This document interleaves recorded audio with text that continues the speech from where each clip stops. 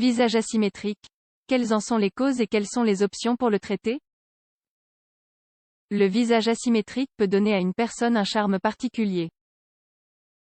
Par conséquent, un traitement est justifié que si cette particularité provoque des problèmes fonctionnels ou psychosociaux. Le visage asymétrique est une condition dans laquelle il existe une disharmonie entre les deux côtés du visage. Lorsque l'on parle des deux côtés, nous faisons référence aux sections qui surviennent lors du tracé d'une ligne verticale imaginaire au milieu du visage. De manière générale, le visage asymétrique se présente sous deux modalités. Dans la première, la disharmonie prend place à la mandibule ou à la mâchoire supérieure. Dans la deuxième, il y a plusieurs os compromis. Dans ce dernier cas, les pommettes, les orbites, le nez et le front peuvent être touchés.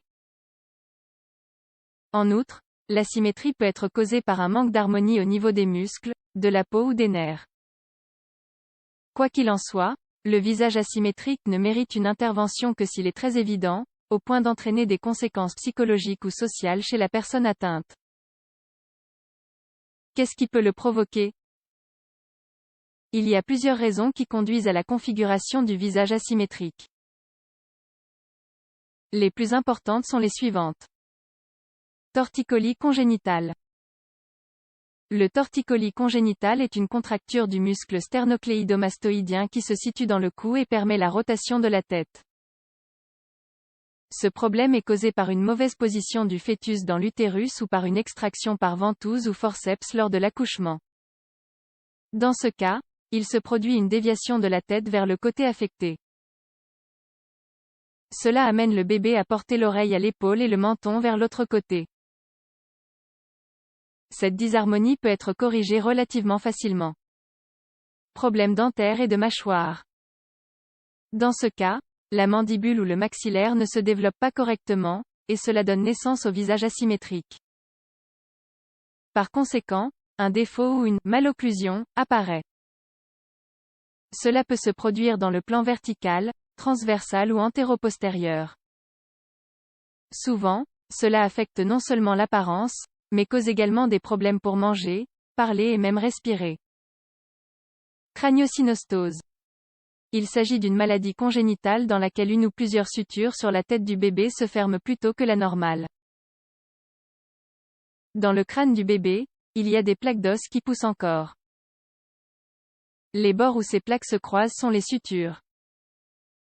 Dans des conditions normales, les sutures ne doivent être fermées que lorsque l'enfant a entre 2 et 3 ans. Si cela se produit plus tôt, la tête prend une forme anormale. Poussée de croissance. Les poussées de croissance sont des poussées correspondent à une croissance accélérée. Elles sont périodiques et fréquentes jusqu'à 4 ans. Puis le processus ralentit jusqu'à la puberté. Le visage asymétrique peut être configuré lors de la poussée de croissance qui correspond à la puberté. Dans cette condition, un côté de la mâchoire peut se développer plus rapidement que l'autre. Microsomie hémifaciale. C'est un trouble dans lequel un côté du visage ne se développe pas complètement.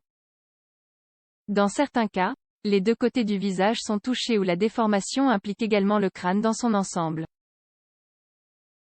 Cette anomalie peut aller de légère à sévère. Elle peut affecter la formation du visage, mais aussi les oreilles, les dents, les mâchoires, les joues et les nerfs. On pense que la cause de ce problème est génétique. Autre cas à l'origine d'un visage asymétrique.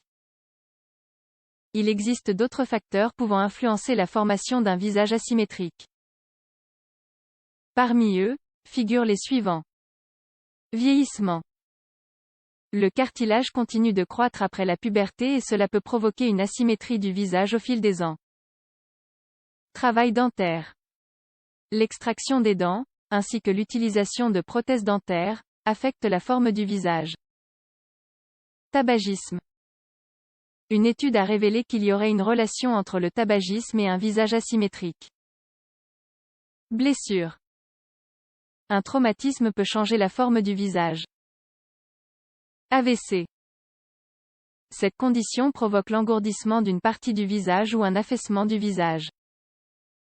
Paralysie de Bell. c'est une paralysie faciale soudaine qui est presque toujours temporaire. Mode de vie. Des mauvaises postures récurrentes peuvent affecter la déformation du visage. Comment détecter s'il y a une asymétrie faciale?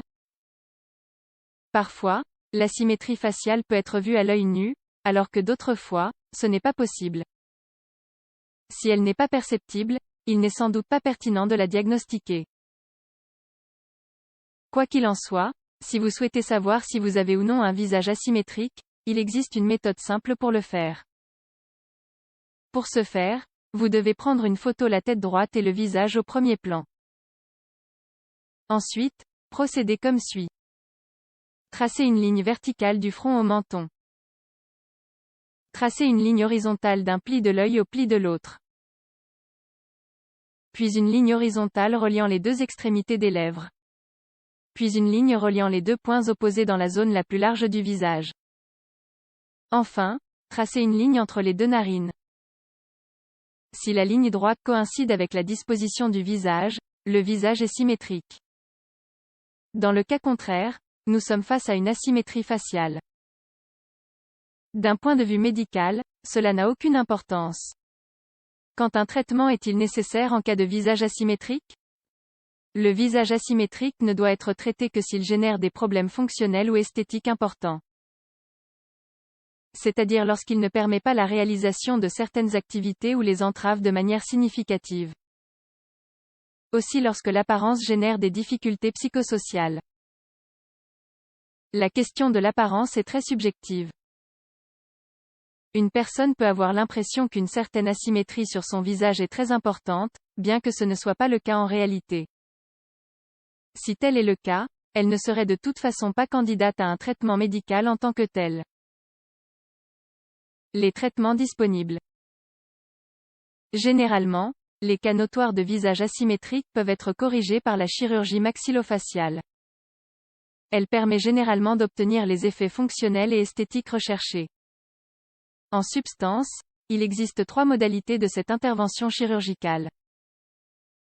La chirurgie maxillaire orthognatique. Une seule des mâchoires est concernée.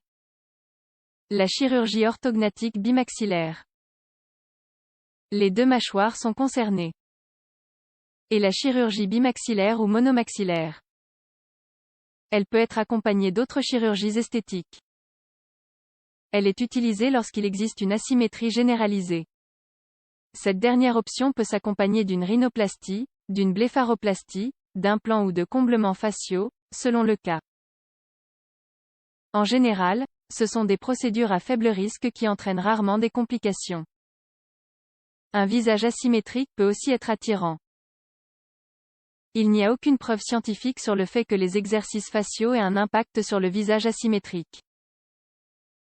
Ce qui est certain, c'est que si l'asymétrie est due à une faiblesse musculaire ou à une irrégularité du tonus musculaire, des exercices du visage peuvent aider à corriger cela.